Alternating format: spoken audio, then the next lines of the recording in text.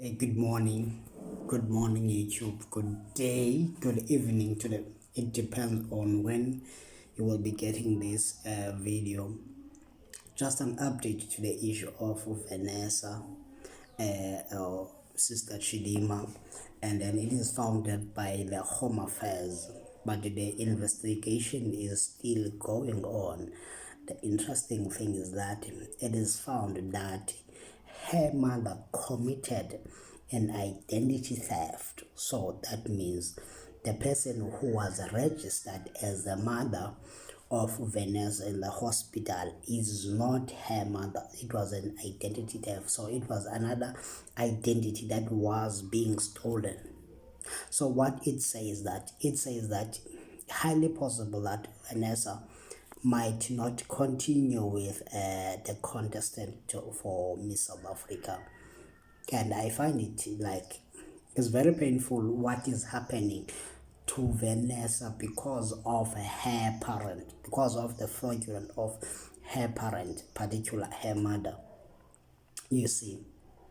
So I'm going to play like the voice the voice of a Minister of Home Affairs confirming that there are, but the investigation is still going on. But what have been found from the archives, it is look like it's an identity theft crisis.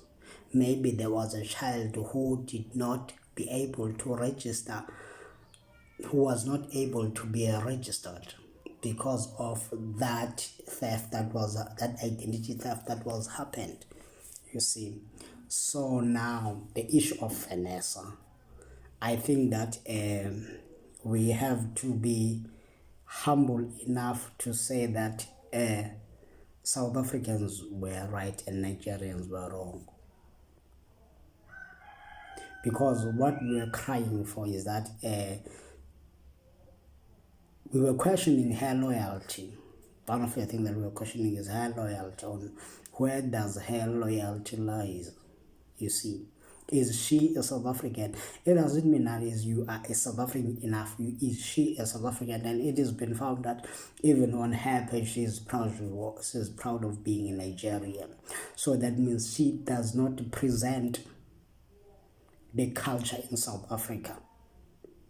So she is still linger to be Nigerian. So now, after this, I think that what is that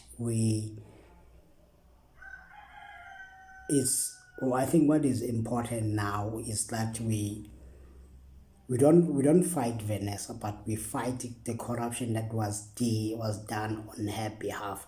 And then we do not hate Vanessa, but we hated the crime that was committed on her behalf. But having that, we know that Vanessa did not commit a crime.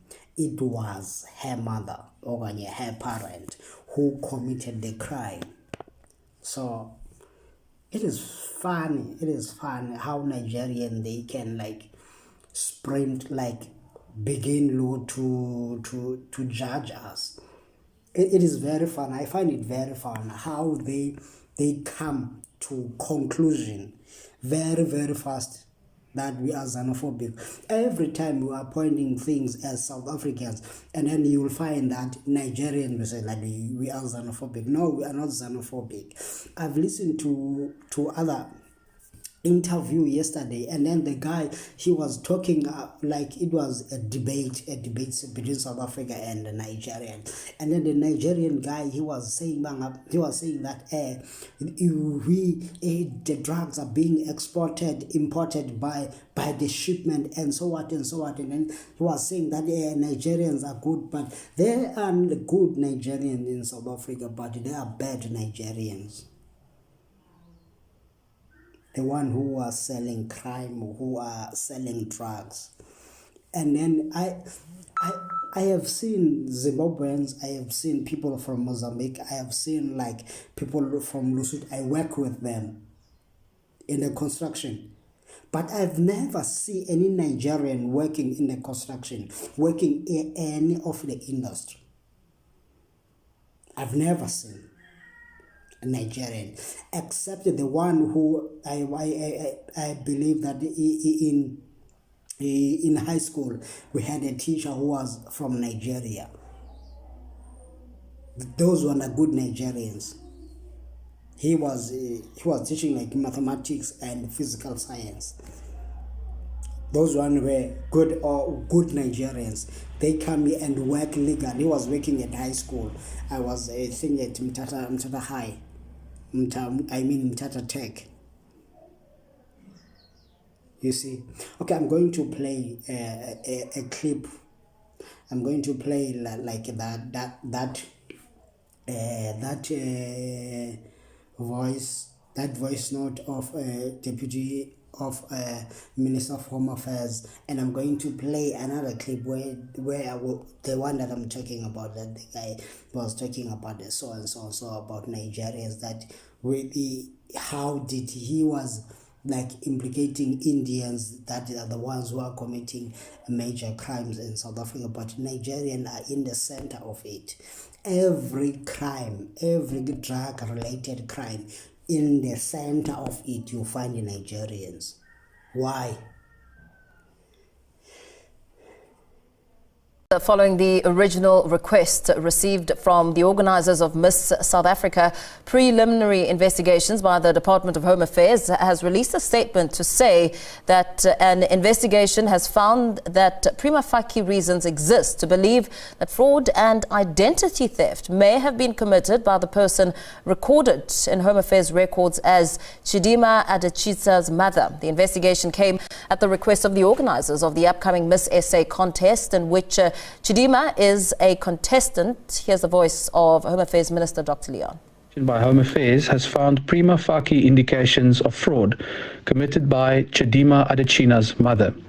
The Department of Home Affairs herewith provides an update on the ongoing investigation into the citizenship of Miss Chidimma Adechita, a contestant in the upcoming Miss SA event. The reason for the ongoing nature of the investigation is that its scope has broadened since the original request received from the organisers of Miss SA, based on the information uncovered by Home Affairs investigators thus far.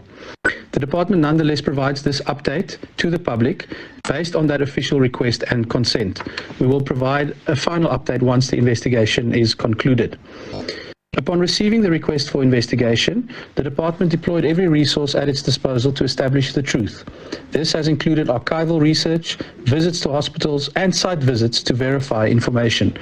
From the information we have uncovered thus far, the Department of Home Affairs can indicate that prima facie reasons exist to believe that fraud and identity theft may have been committed by the person recorded in Home Affairs records as Chidimma Adechita's mother.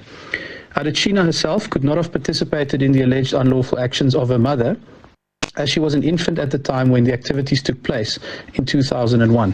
An innocent South African mother, whose identity may have been stolen as part of the alleged fraud, suffered as a result because she could not register her child.